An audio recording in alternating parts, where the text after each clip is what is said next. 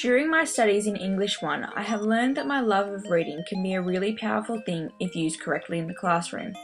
I have also come to a greater understanding of how to teach literacy, and even though some of my literacy skills like phonics are lacking and need improving, this can be done through increasing the amount and variety of text that I read. As expected, I have had many different experiences of literacy at home, at school, and within the community. Throughout my life, there have been many positive experiences, but there have also been many negative ones. My reading experiences at home and at school were very good. From when I was very young, my parents would read to me, and when I got older, I would start to read with them. My love of books and reading was extended when my grandmother would read to me at night as I was going to sleep. She would always read books that were interesting to me and above my reading level. She would always stop to explain words or concepts that I didn't understand, and through this my vocabulary level increased and so did my comprehension.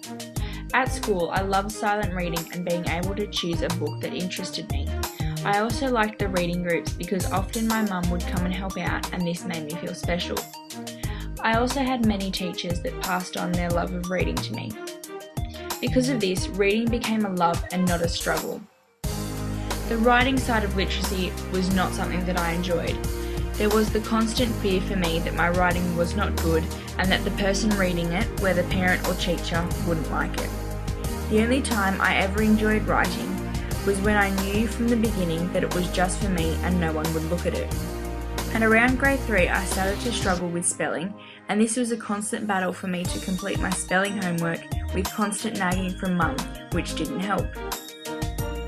Throughout my life, my view and experiences have changed. Unfortunately, even though I've had some very positive experiences, I've also had many negative ones. These bad experiences negatively skewed my view on literacy. During my professional experiences, I've observed that many students have similar views on literacy as I did growing up. Reading is not a major stress for a lot of students, but writing and spelling is. From what I have seen and experienced, I believe this is because of the way literacy streams are taught. Teachers are often much more positive about reading. They read books to students, have a personal library for the students to do silent reading, and encourage the students to do reading at home. Whereas spelling and writing are often much more restricted. There are strict rules around how to spell and how to write, and students often struggle with this. Spelling is all about quickly learning how to spell a list of words so you can get them all right in a test and then move on to the next list. There is no fun and no creativity when learning how to spell in most classrooms. And writing is focused on how much can be written on the topic. Was the spelling correct?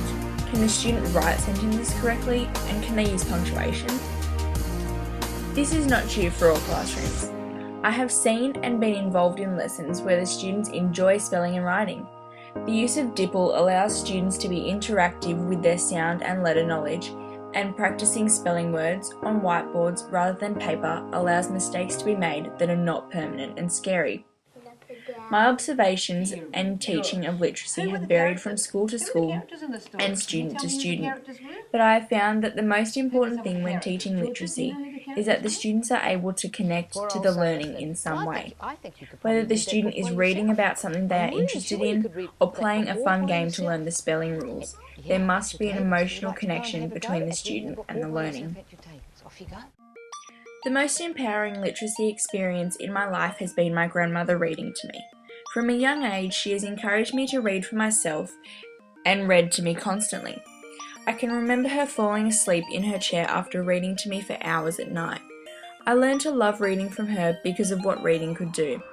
When she read, I was able to let my imagination run wild to create pictures, and when she read, I loved being able to immerse myself in the story because she would read about things I was passionate about. This was empowering for me because reading was always a big and enjoyable part of my life.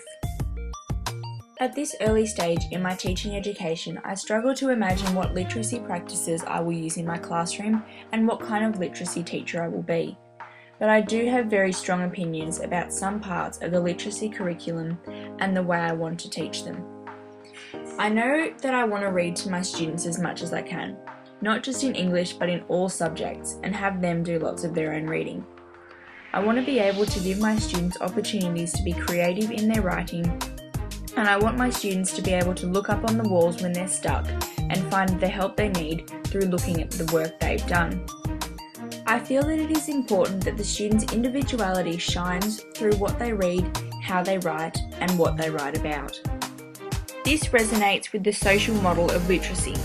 Students come from many different backgrounds and all come with different levels of knowledge and experiences, and this will affect them in the way that they approach literacy. For a student to be able to connect with the literacy that they are learning about, first, the teacher must know the student's background. This enables the teacher to tailor-make their program to suit the students. This will allow the students to make the best connections to their learning as the teacher knows their background and what interests them. Everybody can be a literate person. This does not mean that you have to be the best at literacy, but that you continue to work at it and use your literacy skills in your everyday life.